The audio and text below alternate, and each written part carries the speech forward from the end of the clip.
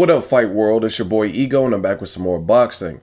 So I'm back with my segment, What's Next? I want to talk about Amir Khan. Let me start off by saying I got Khan's Army on the channel, and some of y'all act like fucking sensitive ass bitches. Straight up, straight the fuck up.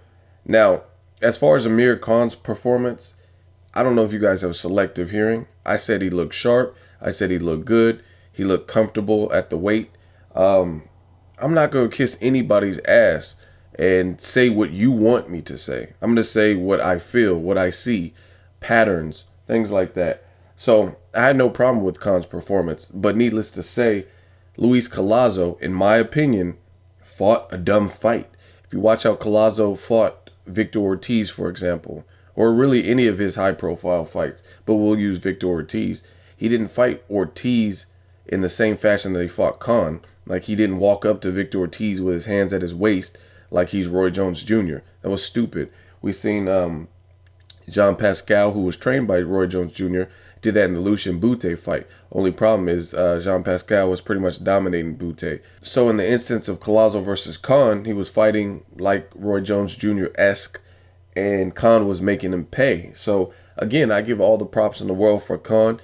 This was his very first fight. I also gave him props before the fight and after the fight because going into this fight, most channels, most people, most educated boxing fans thought this was a 50-50 fight, and it was.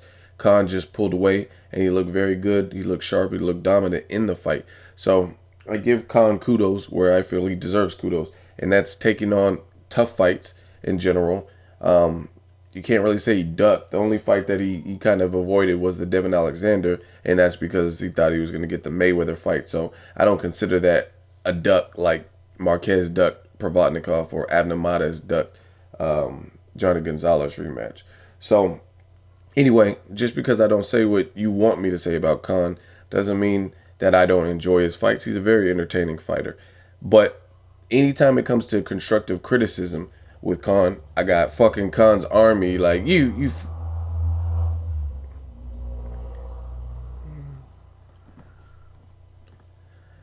anytime I have constructive criticism with Khan, then out the woodworks, I get a million people who never comment on any other video, and some of them have the last name Khan or Mohammed or whatever, and I could tell, like, you're just prideful. Shut the fuck up.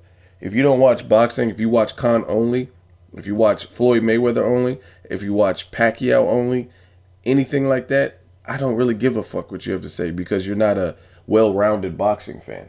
But anyway, back to the video. What's next for Amir Khan? Like I said, he looks sharp. I think at range, if Khan can do what he does, like in the Collazo fight, control the distance, use his long arms, use his speed, kind of get in and out without getting too reckless. And personally, I think when he was under Freddie Roach, he was more dangerous. Now Virgil Hunter's trying to take a more measured approach to keep Khan safer because a lot of people think he has a suspect chin. And I guess as far as Virgil Hunter's concerned, the Collazo fight is his most impressive under Virgil Hunter, in my opinion. Carlos Molina, he looked good in that fight as well, but Carlos Molina came up in weight, had no power, so I expected him to run through Carlos Molina, to be honest. And then the Julio Diaz was at a catchweight. He struggled with that a bit, got knocked down. So to me, this is his marquee performance under Virgil Hunter. And if they can keep up at this pace, then, I mean, that's a good sign. He knocked Collazo down 3 times. And to me, Collazo looked desperate at times and looked like he didn't want to continue fighting. So the future is looking good for Amir Khan at 147. I'm anxious to see what is next for him. You got Devin Alexander and Jesus Soto Caras who are fighting. He could possibly face the winner. I'm sure he wants a bigger fight than that. So you got Sean Porter, who has a belt and defended his belt. You got Keith Thurman. He's been wanting the Floyd Mayweather fight, so maybe Mayweather will give him the opportunity. I don't think the fight can happen in September because of Ramadan. So I don't know. Maybe we wouldn't see that until 2015 unless Mayweather decides not to fight in September and fight later in the fourth quarter. Khan makes interesting fights. He makes exciting fights. It's always kind of like a roller coaster ride, and I want to see how he reacts when he gets touched. you can say whatever you want about me. Like people make it a point to tell me you unsubscribe. I don't give a fuck. Like I don't. What does that do for me?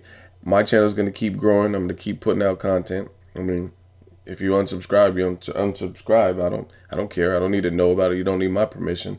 But yeah, anytime I make a video where there's always going to be, like, if I'm making a video with anybody, there's always going to be someone from the other side who doesn't like what I have to say. And I'm cool with that. And I know how the game goes.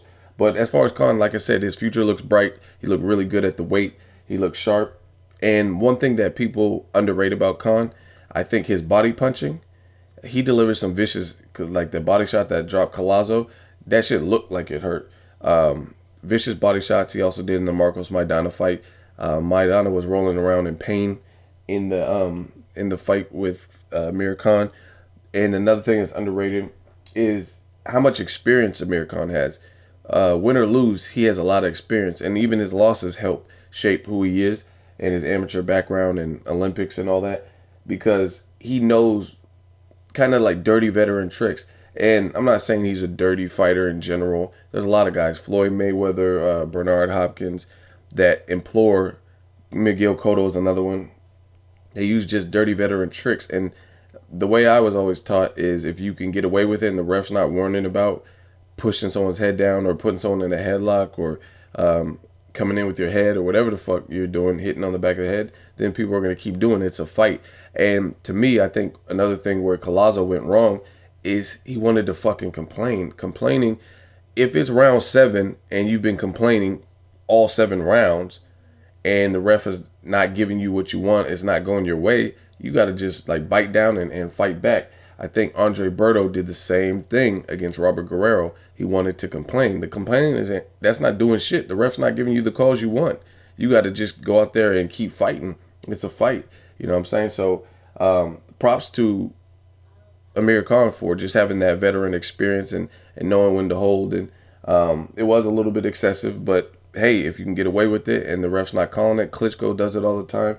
It is what it is. Your opponent has to come up with some other solution, punch with your free hand or whatever. So I'm anxious. I'm just really anxious to see what they put Amir Khan in next. Again, he always has entertaining fights. Let me know what you guys think. As always, hate, comment, or subscribe.